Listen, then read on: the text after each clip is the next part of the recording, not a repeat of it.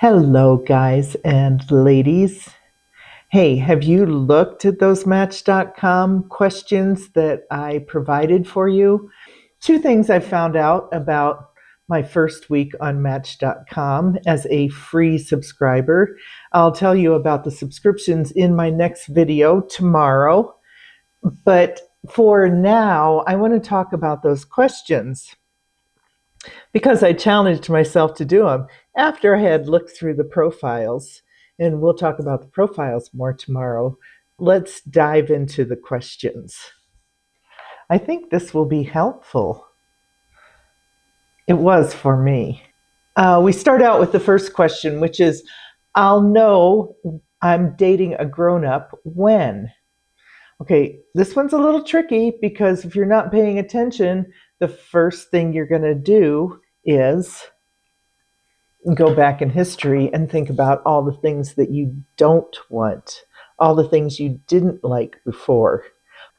I haven't really had grown-up partners, but in all honesty, they didn't get a grown-up partner with me either. Now that I know better, I can do better. Maya Angelou said that. What's your answer to that question? Next question. You'll know I'm truly happy when, again, what do you do when you're truly happy? Do you know? I sing incessantly. In this question, I wish more people would donate to implies that you have control over other people, which you don't. So I don't really think about what I think other people should be donating to. I think you should donate to what you're being called to donate to at the moment. Whatever is in front of you, you make the decision. A little known fact about me.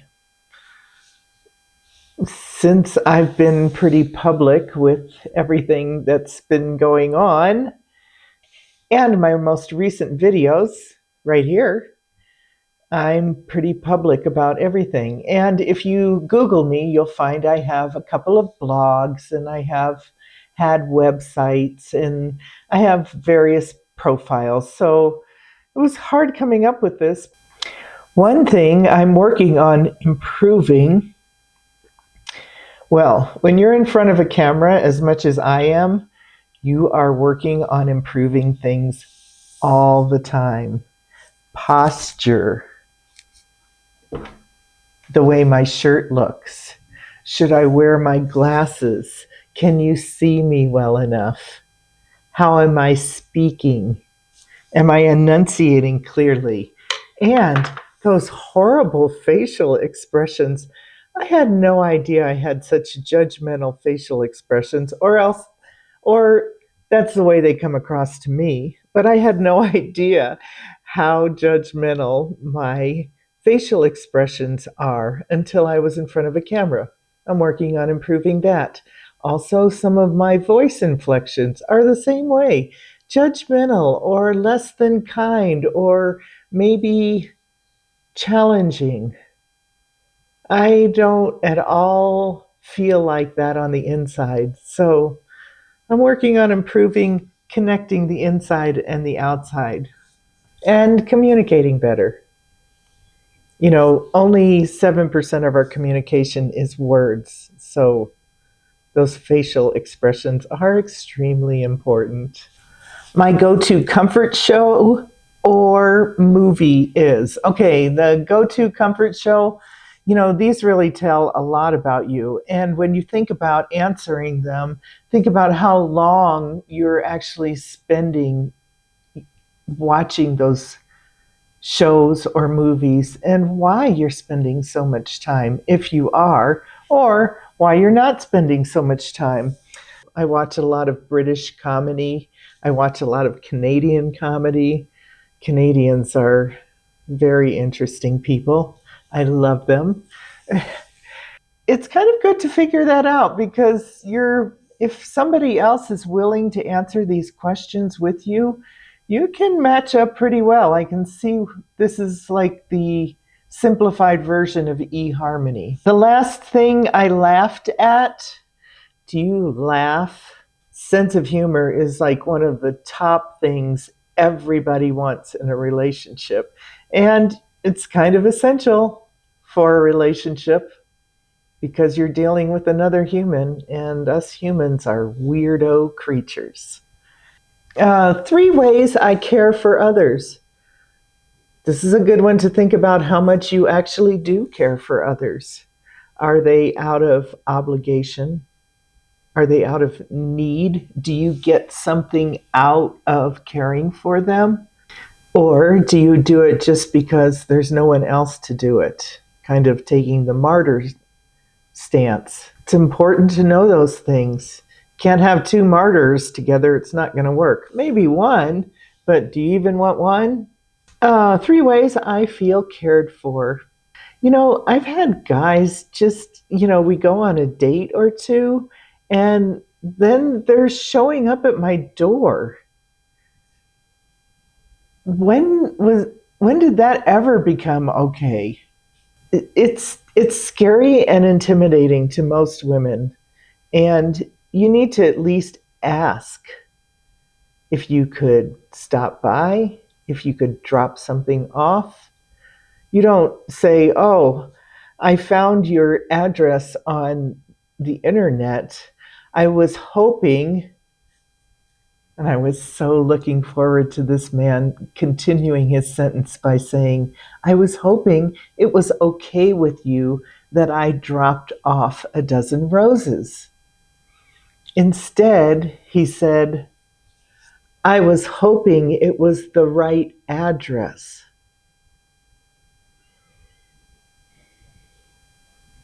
3 ways I feel cared for: respecting my time and space. Number 2, actively listening, engaging in our conversation, like really actively listening, not listening knowing that this is what you're going to say next, or thinking in your head, "I'm so bored, when is she going to shut up?" Or "I need to wrap this up because the football game is starting in 15 minutes. Active listening, no distractions. And number 3 ways I feel cared for is that you communicate your own needs and boundaries to me. I'm already asking something that, have you thought about it? This is the reason why online dating doesn't work, is you're looking for these things, but you're doing those silly little descriptions that we're going to talk about tomorrow. When I'm frustrated, I usually, what do you do when you're frustrated? Do you go in a room and sulk? Do you become quiet and dismissive? After a bad day, you can find me. What do you do after a bad day? Do you just numb? After a bad day, it's good to process it. It's good to say, that was a bad day. I'm done with it. Moving on. Something I wish I could tell my 18-year-old self. Now, just take a trip down memory lane and think about who you were and what you were doing when you were 18. I want you to stop the video after all of these questions. It's really a very introspective list of questions. Something I wish I could tell my 18-year-old self. Adulthood is a marathon, not a sprint. The person who knows most about me. Now, for a lot of us older people who live alone and don't get out much or as much as we should, and may be around family, and most likely, according to statistics today, many of you are estranged from family. That's a tough one. Who really knows you? Your friends are dying, your cousins, your uncles, parents. Who knows you on this planet? A song that instantly makes me happy. Oh, that is so easy for me. How about you? Do you have a song that instantly makes you happy? Think about those lyrics. Do you start the day with it ever? How do you feel when it comes on, Pandora or whatever you're listening to? Lovely Day by Bill Withers. Lovely day, lovely day, lovely day, lovely day. Oh, it's so great. Oh, I practice self care by. If you had somebody that you were really interested in, that you met in Match.com, and they asked you that question the first night you were sitting across from them, having a lovely meal, absorbed in each other's company, enjoying the ambiance and the excitement and the thrill of starting a new adventure with someone, maybe ending up having sex at the end of the night if things went really well. And they said, "How do you practice self care?" I do by starting each day with quiet time, spending time in nature, and nurturing my creativity. Now, I can go on in detail about those things. I see some sentences similar to that in descriptions, and I think, what does that really mean? So, starting each day with quiet time, a follow up question might be, well, what does that look like? Spending time in nature, how do you do that? Do you fish? Do you run? Do you rock climb? Or do you read a book by a stream? Be ready for the follow up questions. Don't just have a pat answer.